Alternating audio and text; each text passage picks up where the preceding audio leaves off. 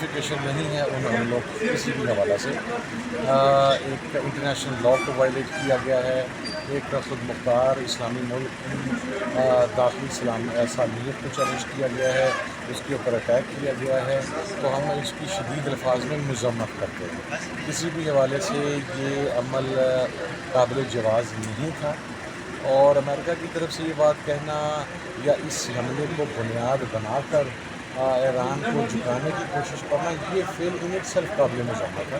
میں یہ سمجھتا ہوں کہ اس وقت تمام عالم اسلام کو اکٹھے ہو کر ایران کے ساتھ کھڑا ہونا پڑے گا، یعنی پھر باری باری سب کو باری باری۔ انڈیا کا کل جو ہے کہ افسوسناک واقعہ ہوا، پلین کریش ہوا، پاکستان کے اندر اظہار افسوس بھی کیا، ہمدردی بھی کی، لیکن بھارت کی جانب سے جو ہے وہ پاکستان پر کچھ جو الزامات لگائے گئے۔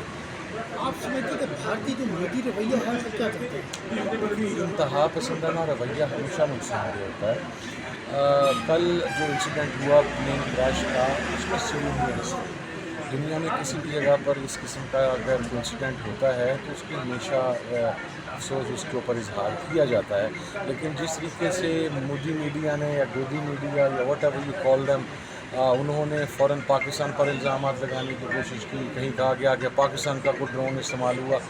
یہ ایک انتہا پسندانہ سوچ ہے کہ آپ اپنے ملک میں ہونے والے ہر فتنہ، ہر لڑائی، ہر بگاڑ کا ذمہ دار اپنا جو آپ کا ہمسایہ ملک ہے اسے سمجھتے ہیں۔